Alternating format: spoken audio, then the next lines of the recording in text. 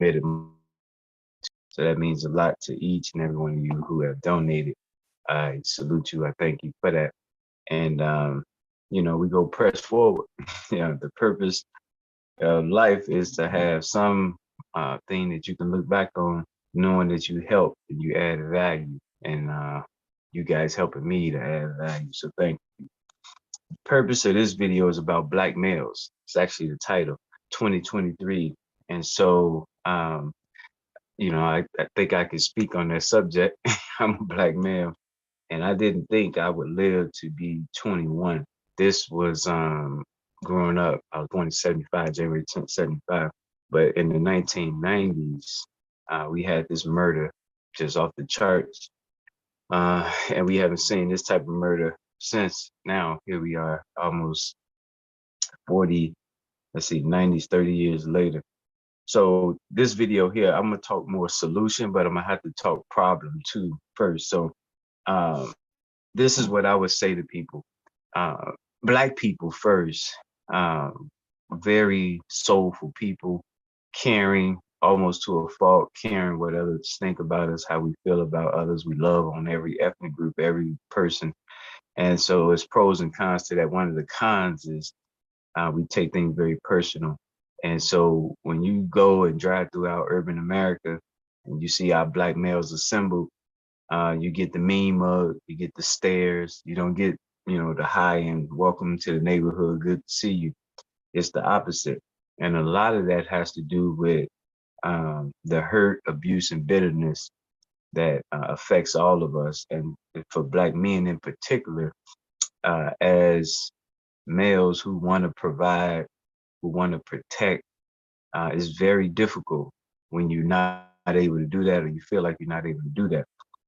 And that's something that the sisters should be aware of as raising boys, is that it tugs on our masculinity to not be in position of authority and power, to be a man, the typical definition of man, a provider. And it diminishes you. And then when you put on top of that the fact that you may have children out there, that's a second degree. So the first degree of not feeling like a man is not being able to provide, not being able to protect. But then you sprinkle on top of that children who now have to make a decision on how they view you as a dad. That can affect you in a different way, another degree, where now you're feeling less than a man even more so, because you got this offspring that can say valid things about you not being there, not being able to provide. And so and then when you put on top of that multiple families, so multiple children, mothers, that's just, it's a lot. So when I look at the shooting and killing in Black America, I'm looking at the music industry that is playing to our deficit that we have, our hurt, abuse, and bitterness. And and then this whole redefining of what Black masculinity is, this gangster toughness, that's all a reaction. Everything is a reaction to what they created, this whole structure that they created. And so I'm gonna read to you some of the challenges that we have before I go into what's gonna happen by June 1st of this year. We got to June 1st of this year. So please know that everything I'm talking about is gonna come back to June 1st of this year, which is on a Thursday. So we are dealing with abusive, both physically and vertically, daddies. And I'm talking about Black males right now. We talk about Black females another time. This is about Black males. So we got abusive, physically and verbally daddies. That has a certain effect on our males out here. We got weak daddy, just weak. Might be present, but just no authority. Not a great example of masculinity, of taking care of and providing. So it's a lack of respect there. So you could say weak daddy, a lack of respect daddy. Uh, Fatherless daddy, he's deceased. And how he became deceased matters when we talk about our Black males whose father's not in their life. If he was killed, that's a different conversation. And if he was killed, did you get justice? Do you know that his killer is put away? And if not, that's a different emotional effect it's going to have on our young black men of today. If he died of natural causes, that's a difference. The daddy that's just not present, the ignorance, that affects you because it makes you wonder, like, man, why you ignoring me? You don't care about me. So it's the emotional toll there. Take care of other kids, daddy. So he may have remarried, may have another children's mother, and he's raising their kids. That affects our black males out here. Molesting daddy, you know, that goes without saying. That gotta stop. Period. And then you gotta deal with the trauma that came from that. Controlling daddy. So daddy's present, but he don't let you do nothing. He's always down on you. May not understand the emotional side of upliftment and encouragement. Might only know one side because he was taught that. You got the didn't want me daddy. That has an emotional effect on our black males today. Hated my mother daddy. So some of us men made it with females we didn't care for, and the baby was a mistake in the physical realm. But we know God makes no mistakes in the spiritual realm. But in the physical realm, he hated your mom, and so he don't want to have nothing to do with her, and that has a ripple effect on you. So that's an emotional toll on our young males today. The killer of my daddy, that's the no justice one. So in that case, at least efforts have to be made to find who killed this person's father. Because if we don't do that, then what ends up happening is they can grow up thinking that they can get others can get away with things. He may be uh, not as attentive when people talk about doing what's right. Like, you're right, someone killed my daddy and nothing happened to them. So that really can have an emotional impact. The embarrassed of me, daddy. Um, so whatever my lifestyle is, my daddy embarrassed me, so he, disconnects from me. That can affect them. We got the under 5 years without my daddy. That think about that as that's a different emotional toll because it's still fresh and new. Then you got under 10 years without my daddy. That's a different effect too because now you had a whole decade. Never in my life, daddy. So these are the different variations, but I want to sum it up in what needs to take place. So first and foremost, we had to acknowledge that a lot of our black men, despite what they are doing now and have done, they was put in a real bad situation from very insecure white people, and not all white people, but white people in power. So that's a distinction. And we can look at slave patrol, bring first of all bringing people to a foreign land to work for free. That's the first sin in that regard. And then making sure that you separated them, kept them apart from their families and things of that nature. So that's another part of it as well. The separation has an emotional toll. And then after the Civil War, you erect all these Jim Crow laws to further that. You build a prison population, you lock up, a great majority of males for marijuana that now some of these same non-black people are making millions off of the same thing they locked and tore black families about. The prison industry that makes money off them, you name it. I can point to 90% of what was done to black men, not what black men did. And that's not to absolve black men. You got to step up. You got to man up. You can't use excuses. I'm talking bigger picture right here. So if you're a male listening, you're not where you need to be. That's on you to work toward that. That don't mean you go get there, but you can't sit back and just self-medicate and say, oh, well, you got to be moving toward doing better and being better. No excuses. Males making excuses is not a strong look. All right. So let's look at it this way. What's going to happen June 1st? I'll be going on tour to do two things. Get 50 black businesses in all 20 cities that we're in to put up $100 to come hear me speak. And the reason they want to come hear me speak, because I'm gonna lay out, in more detail what I'm laying out right now, which is the fight and build future for Black America and how this is gonna have ripple effects and how it's going to support everybody's efforts, every organization, church, and how this is going to really help us to turn our whole communities around. So you pay this $100, come hear me speak 50, that's going to raise $5,000. That 5K is going to be used to get our innovation going. That's going to turn our whole direction around. And I want to say this to the spirits out there that say, oh, you got to do it. Why you? And I say this, we have the only block by block national infrastructure in the United States of America. And that matters because everybody comes from a zip code. Everybody is from a certain neighborhood. So that matters that we have access to that. It gives us a connection that, not too many people can claim. So that's why I think it's important that we are part of that. So anyway, that's Thursday, June 1st is the goal there. So I'm gonna start speaking in February, and every month I'll be going to 2 cities trying to galvanize 50 Black businesses to put together the $100 to save our communities as a whole. So you say, how we go save our communities? What's the plan?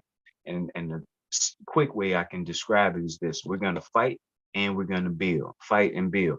So we have to build our outlets and sanctuaries. What I always like to tell people is you gotta, before you start digging, where you gonna put the dirt you're digging up, because you're disrupting what's already there. Where are you gonna put the dirt? So you need to have a place already thought of. So this is what I'm about to present to you guys here, is where are we taking our Black men who's sitting around not being productive right now all over America? Where are they going?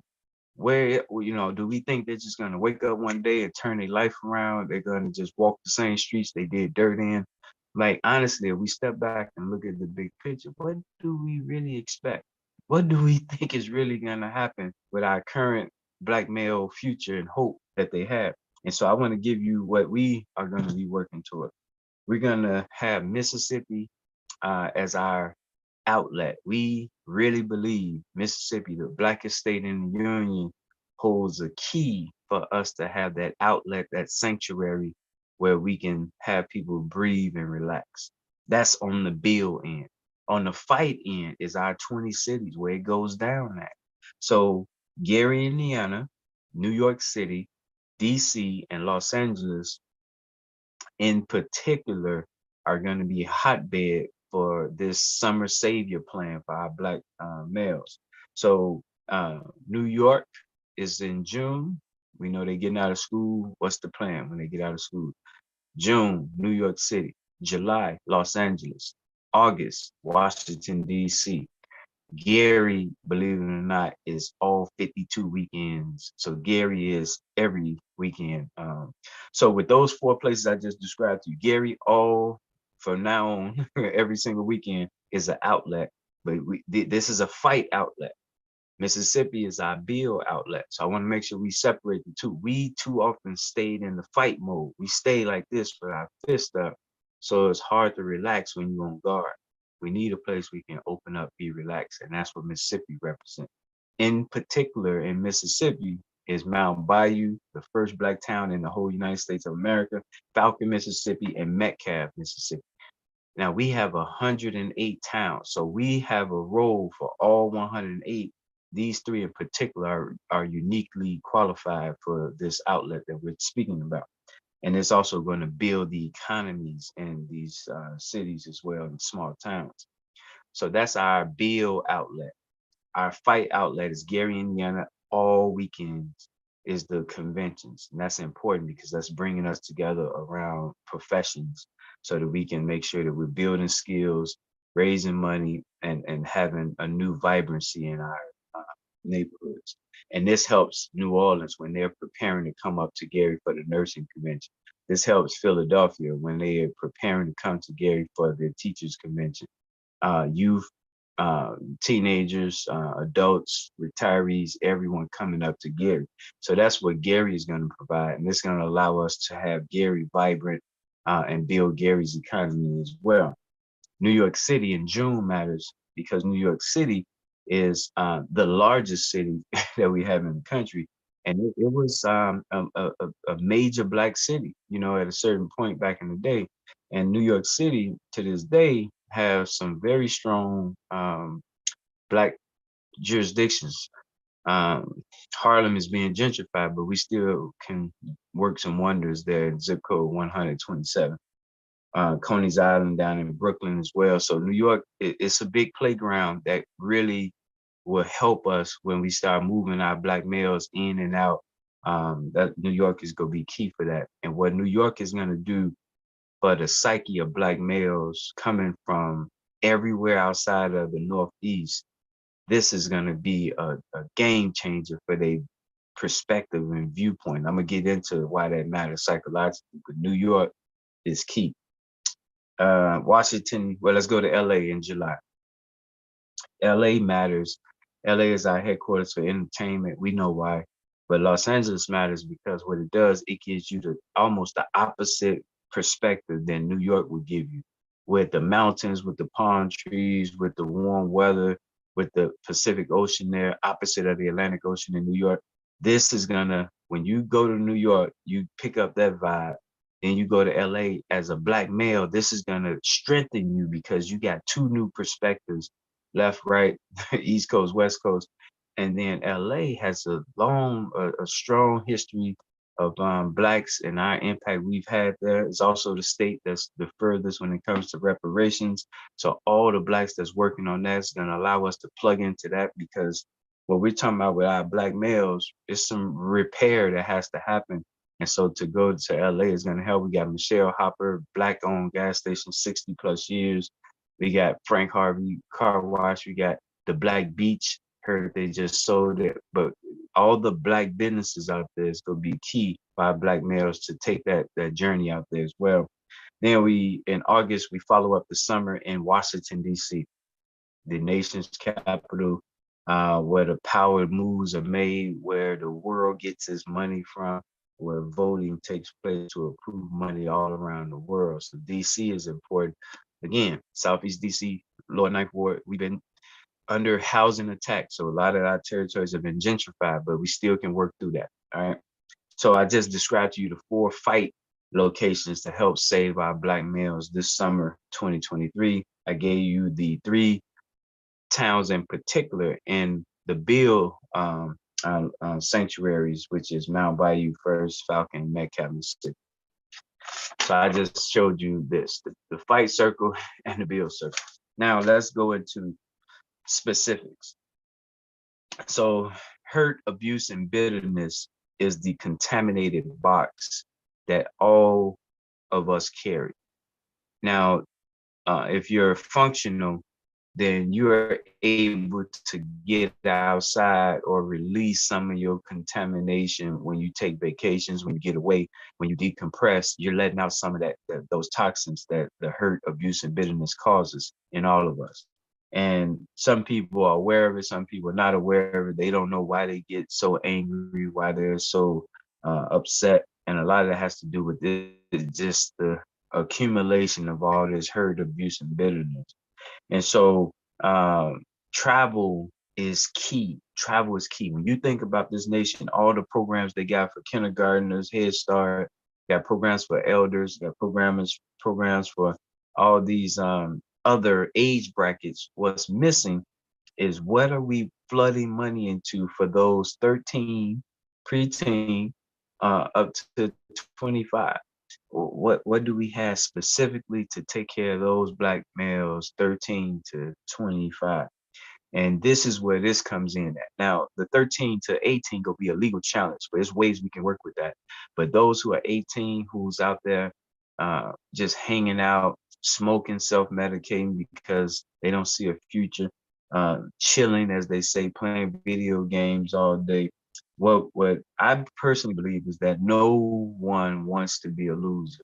And with that premise, I always look at how contaminated are each person that I'm interacting with. So when we got a young 17-year-old who's hanging out, might have a baby on the way, and when he hang out with his boys, they doing dumb stuff, making dumb decisions.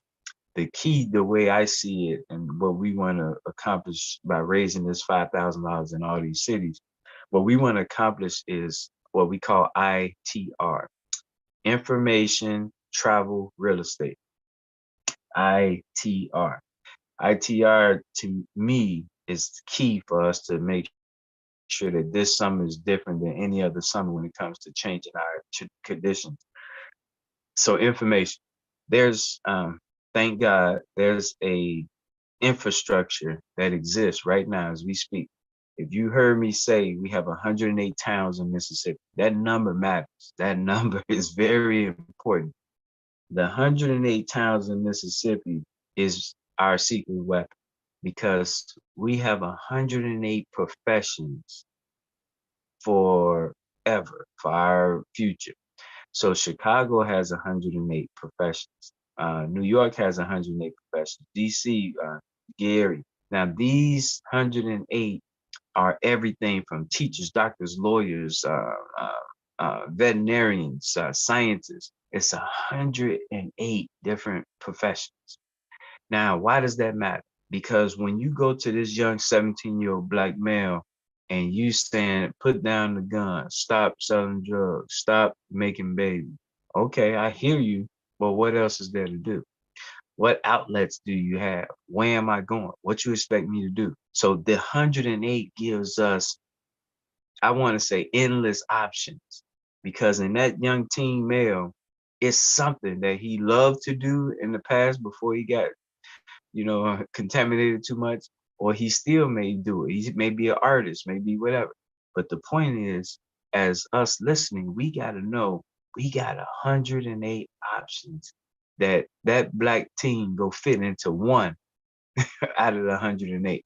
So I say that so that you have confidence that we walking around with this bag of 108 that got your butt no matter what. Whatever it is that you want to do, want to be, we got this bag. And just like Mississippi, every one of these 108 towns, we asked them to hold down one of those career fields. So there's one town where all they do is focus on nurses. There's one town all they focus on is carpenters. One town all they focus on, and in Chicago or in our bigger cities, it's by zip code. And so this zip code may do all things construction. So they got carpenters, bricklayers, plumbers inside they blocks. Why does this matter? Because think about what's happening right now with our black men, especially our teens. It's nothing out there. I can say nothing. It's not a lot out there that's going to allow them to deal with their hurt, abuse, and bitterness. Because here's the fallacy. If I'm an OG and I come to this young man, I say, "Hey man, I did this. I got locked up. Put the guns down. You got to make a better life." What I just gave you was advice. There's 86,400 seconds every day. So I gave you advice. And the second you walk away, I got to deal with my reality right here. Whether it's the op, whether it's my children's mother and her brother, whatever it is, I got to deal with that reality here. I hear you with that good advice. Thank you for that. But I got a reality here the second you walk off. And so what I know needs to happen just for my life and how the Navy allowed me to get away is we got to create the getaway. We got to create the getaway, because when you think about Philly, Detroit, St. Louis, Milwaukee, it's black males there. As we speak right now, 125th in Harlem, Amsterdam, in the building 1316, it's guys on the front hanging out with nothing to do. This summer, they're going to be hanging out with nothing to do. And that is an idle mind devil's workshop. That is a danger for us, because every second they're getting older. Every day they could be making more children, creating another offspring of the same thing. So we got to make sure that we use these 108 so that whatever it is that they have a passion for, we use that bag out of the 108 to pull them in. So that young 17-year-old who's angry and bitter because his daddy was an always gone daddy, don't trust black males as a whole, we coming saying, forget black males right now, brother. We know you hurt with that. We saying, man, let's look at how we can get you doing what you love doing. You love painting. We gonna link you with these painters, and we gonna have you out there in DC with us, man, painting up the storm. And we gonna put money in your pocket.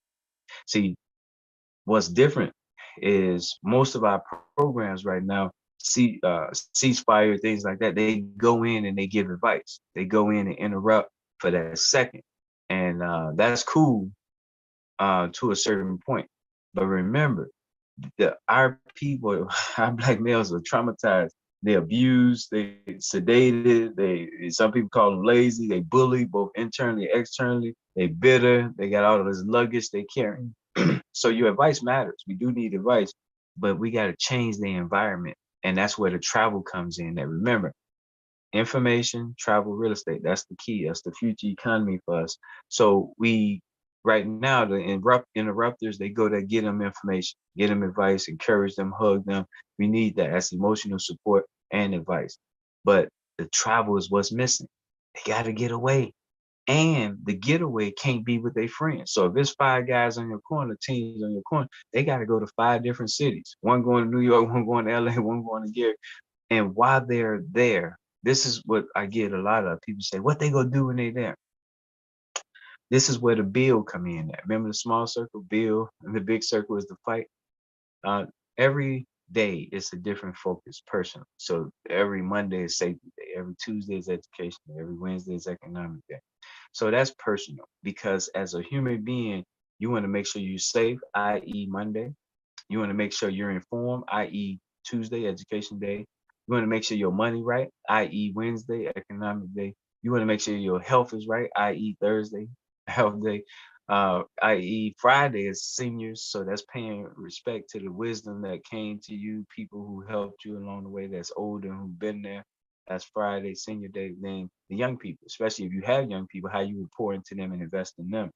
So when I talk about building these 7 daily habits that apply to you personally, gives you a framework, a structure, so that you can make sure you personally is healthy, finances is good, skill set is growing, you're safe, your family is working toward being better, elders. So that's personal, the 7 daily living habits. The fact that the more people we tell about them and the more people follow that, now we have a community aspect that's reinforcing what you do. If the whole block honoring Thursday Health Day and everybody outside working out, jogging, and walking, that's gonna have impact on you. So what I'm saying with the what they go do when they go to LA, Detroit, they're gonna have the 7 habits. So no matter where they go, they know what to do personally.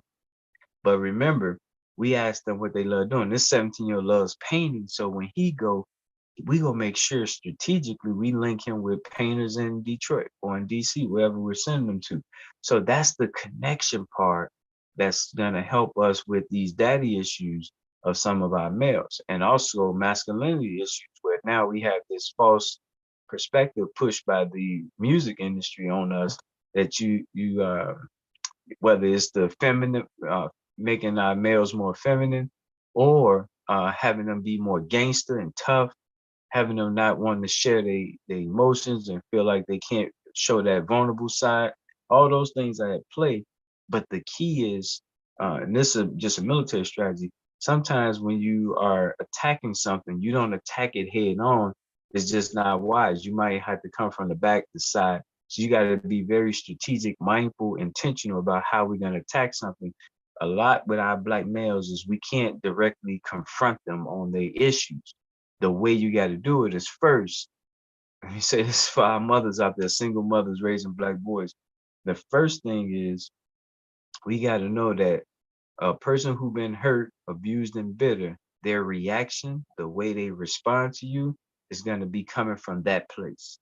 So whatever they say, do, or feel, we got to know where the origin is coming from. It's coming from that contaminated box, hurt, abuse, and bitterness. So whatever you're saying to them, trying to get them to do, it got to come from a place knowing what the reaction will be, because you know what the root is. You know what's sitting there in the belly.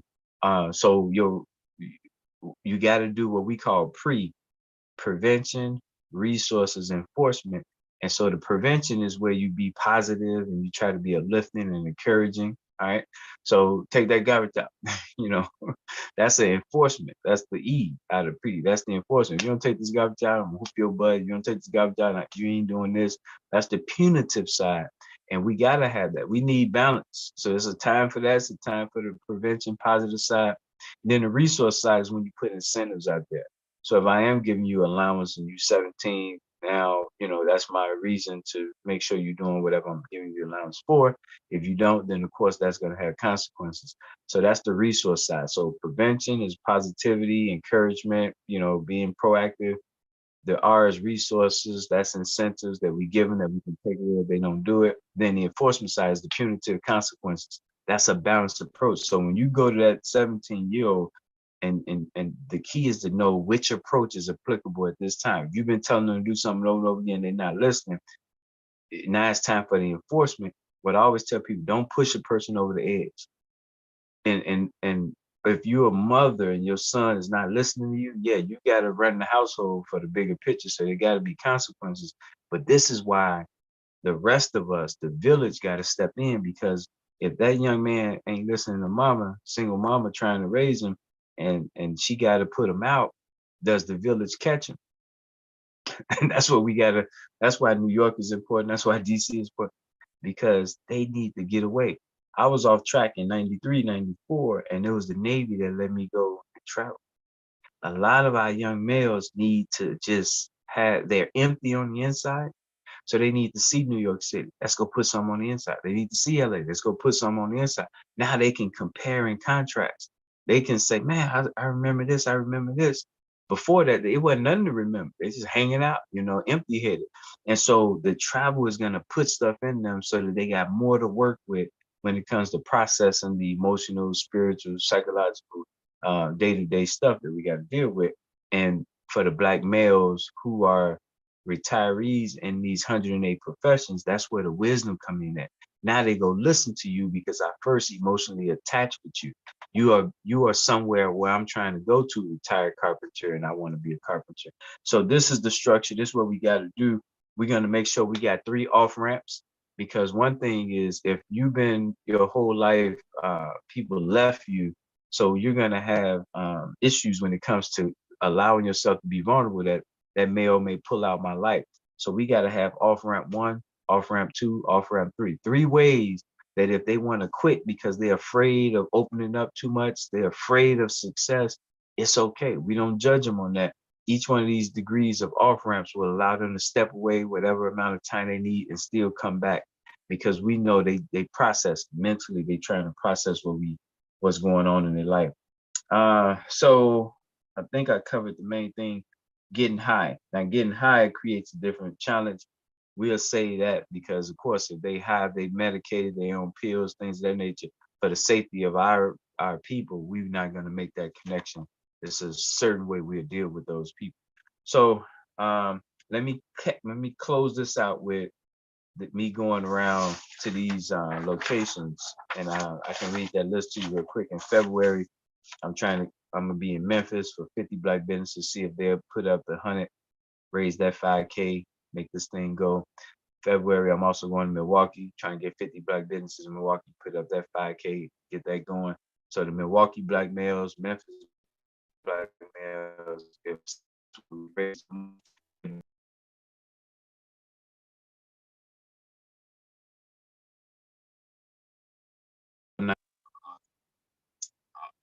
in LA, then in DC in August. So that'll give us time to raise more money. But wherever city we go to, we're going to be.